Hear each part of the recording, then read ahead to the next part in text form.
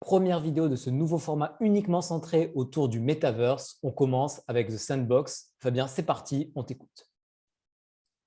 Bien, alors avec l'annonce de Facebook, les gens ont découvert qu'il y avait le Metaverse. Le Metaverse, ça existe déjà et c'est déjà dans pas mal d'endroits. Il y a pas mal des sociétés qui le font. Il n'y a pas un seul Metaverse, mais il y a plusieurs Metaverse.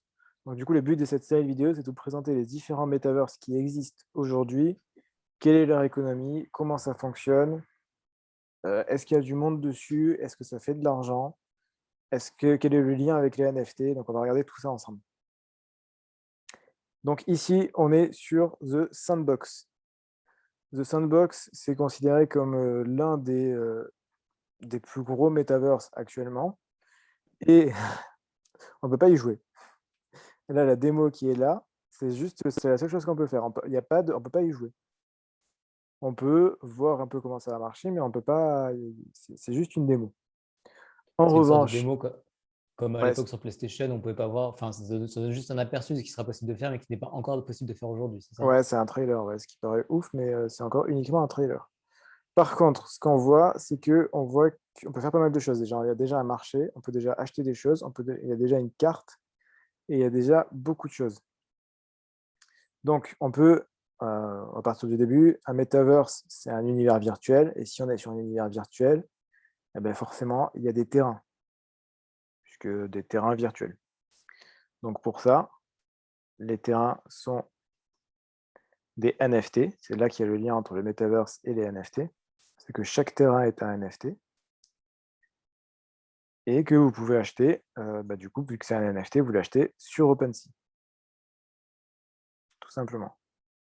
Alors, sur OpenSea, c'est le secondaire. Si vous suivez The Sandbox, il y a des ventes qui se font, régulièrement et sur lesquels vous pouvez acheter des terrains directement, sur le marché primaire, Mais juste une à question. des prix définis à l'avance et ainsi de suite. Si aujourd'hui, il n'est pas possible de faire quoi que ce soit sur le Metaverse, sur ce Metaverse, la Sandbox, pourquoi les gens achètent? Parce qu'ils ont la promesse que ce metaverse va être incroyable, que ça va être, de la très grosse cam et ils se disent, «Ça va être ouf, ça va être incroyable, il va y avoir de l'argent à faire, donc je vais investir là-dessus». Ok, c'est une sorte d'être early avec un pari, c'est faire un pari sur un projet early en fait. Ouais, complètement, bah, ouais, genre et quand on dit early, en fait, on n'imagine pas quand on pense à metaverse aujourd'hui, on se dit que c'est là. On n'imagine pas à quel point, c'est pas du tout prêt, en fait. C'est clairement pas du tout prêt. Donc voilà, donc vous pouvez acheter des terrains. En fait, ce qui se passe ici, ce que vous voyez, en fait, c'est la carte. Vous voyez le terrain que vous achetez et vos voisins. Parce que le quartier a une importance. Si vos voisins ont de la valeur, votre terrain a plus de valeur et inversement. En sachant que les terrains dans The Sandbox sont quand même extrêmement chers. Même pour les terrains quand ils sont vendus sur le marché primaire, c'est minimum 0,3 Ether, ce qui fait quand même, plus de 1 000 € pour un terrain, sur un univers virtuel. Donc on n'est pas sur quelque chose de c'est cher, quoi. Enfin, c'est pas du tout, quelque chose de bon marché là-dedans. Donc ça, c'est les terrains et on va voir si on peut regarder la map en entier, on peut regarder la carte en entier de The Sandbox. Voilà, où je peux voir, bah, l'ensemble des terrains. Donc je crois qu'il y a plusieurs îles.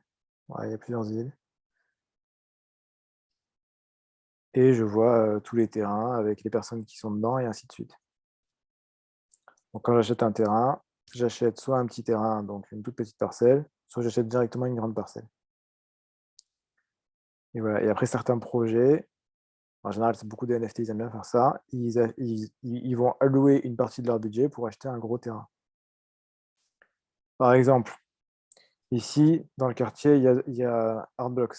Ça, c'est Artblocks. Si dans le Ok. quartier, il y a Artblocks, tous les autres parcelles qui sont à côté vont être beaucoup plus chères parce qu'on est à côté de Artblocks. Donc c'est pour ça que là, du coup, ça va être beaucoup plus cher et ainsi de suite. Et donc il y a des gens qui sont plus ou moins connus qui font monter les prix. Après, si vous êtes quelqu'un d'inconnu, bah, vous allez pas faire monter les prix particulièrement.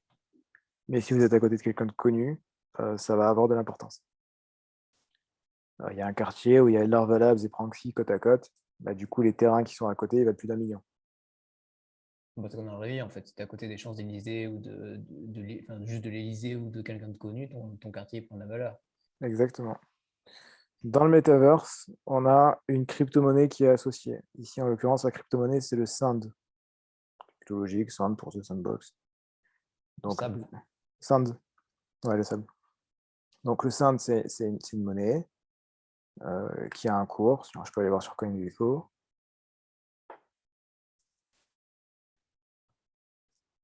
Donc, on peut tout à fait spéculer uniquement sur le cours de la crypto-monnaie sans même connaître l'existence du metaverse qu'il y a derrière.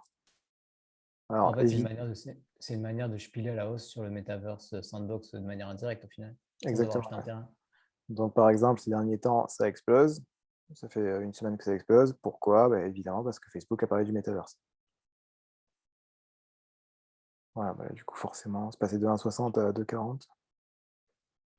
Voilà, en 7 jours, en une semaine, depuis l'annonce de Facebook, ça a chuté. Et puis les gens se sont dit, ah, c'est cool, j'ai fait de l'argent, ça a revendu, ça a remonté. Donc voilà, donc ça, c'est la crypto-monnaie qui est associée.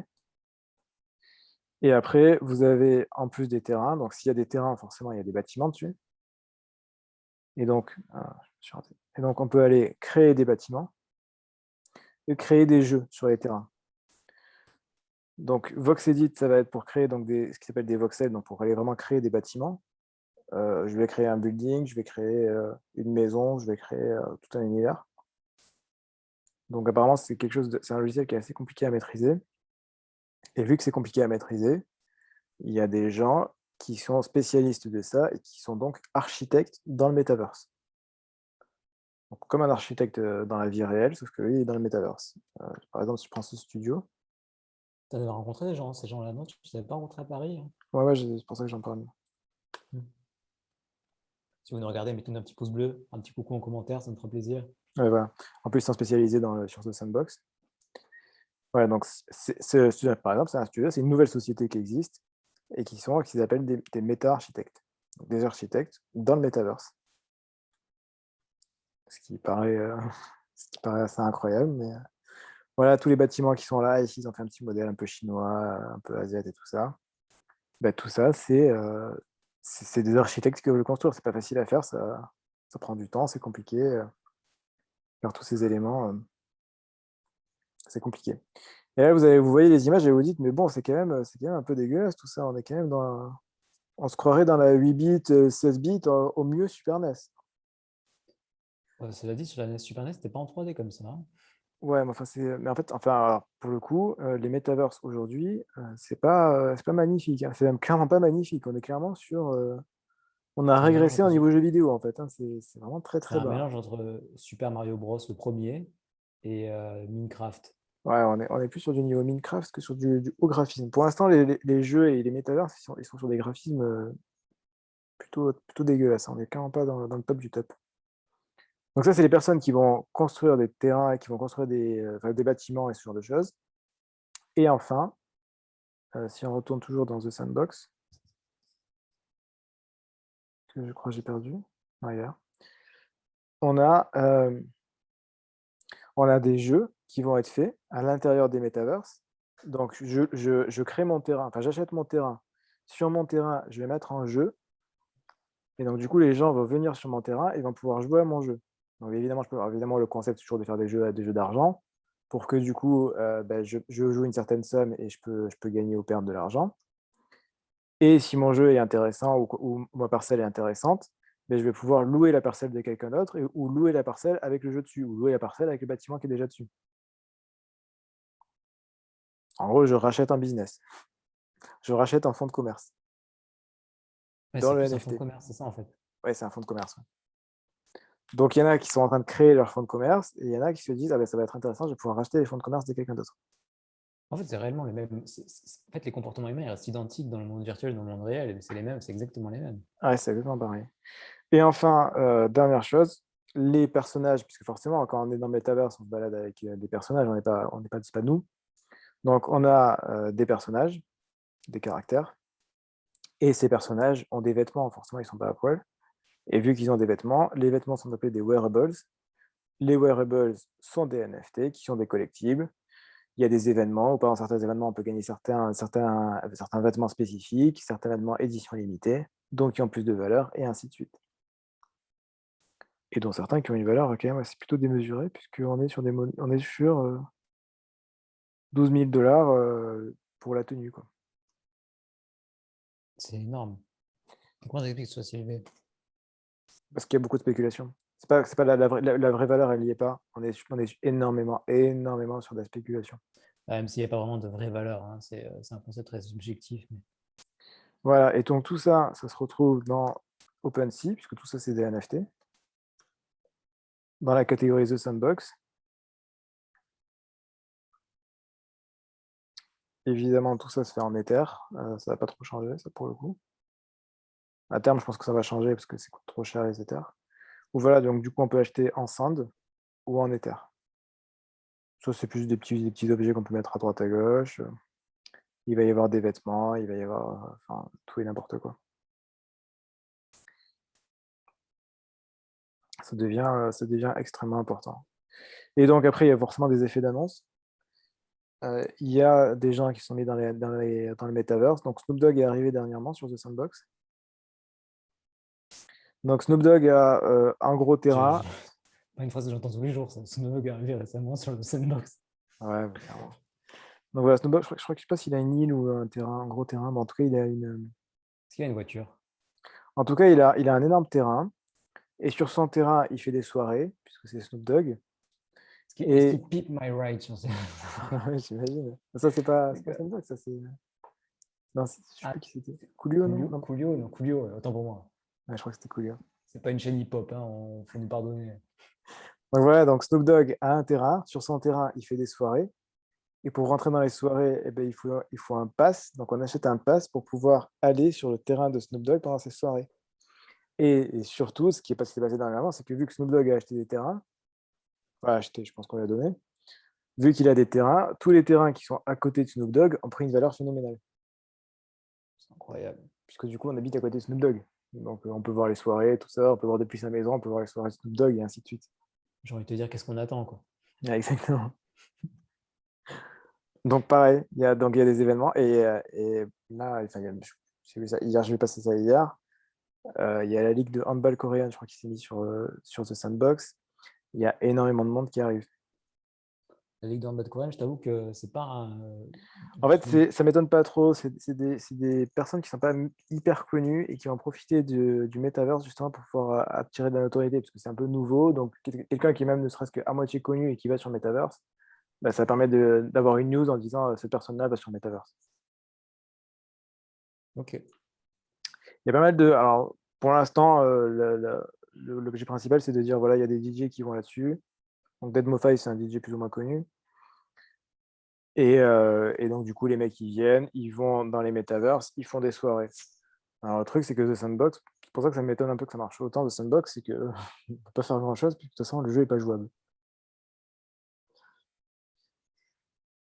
Mais l'équipe est plutôt solide. Et parlant d'équipe, c'est important de parler d'équipe. L'équipe est française de The Sandbox.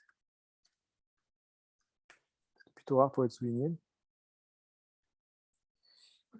C'est Sébastien Borgé, le big boss de The Sandbox.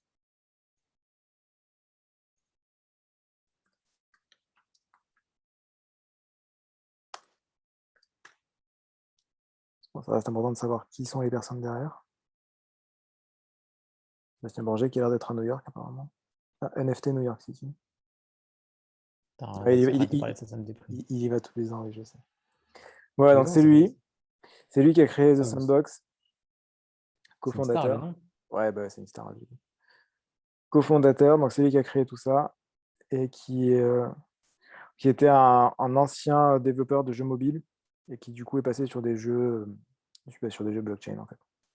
The Sandbox, c'est assez vieux, hein, ça a été commencé en 2018, donc ça reste quand même assez vieux, mais pour le coup, ça a commencé à exploser réellement maintenant, quoi. Et alors là, la crypto-monnaie qui est associée, elle explose, mais principalement grâce à Facebook. Mais voilà, pour le coup, c'est vraiment très balbutiant, particulièrement The Sandbox, c'est très balbutiant. Il n'y a pas grand-chose dessus. C'est beaucoup d'effets d'annonce pour l'instant et voilà, vous pouvez acheter des trucs, mais c'est pas faire grand-chose dessus.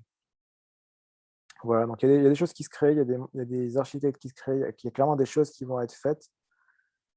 Mais aujourd'hui, la seule chose que vous pouvez faire, c'est acheter des terrains, faire construire des maisons et spéculer sur la valeur de la crypto-monnaie qui est associée. Ok. Très intéressant ce nouveau format sur le Sandbox. N'hésitez pas à me dire ce que vous pensez de ce nouveau format sur le Metaverse en général, si vous avez des suggestions de vidéos, si vous voulez qu'on parle d'un sujet en particulier, si vous avez des questions particulières, n'hésitez pas à me dire tout ça dans les commentaires. On va continuer à faire d'autres vidéos, de nombreuses vidéos sur le Metaverse en général, sous différents aspects techniques, plus général et culturels ou spéculatifs. Donc voilà, dites-nous dans les commentaires, mettez-nous un petit pouce bleu, abonnez-vous à la chaîne. On se retrouve très bientôt pour une prochaine vidéo. D'ici là, portez-vous bien, faites de l'argent et à la prochaine. Ciao, ciao. À la prochaine, ciao.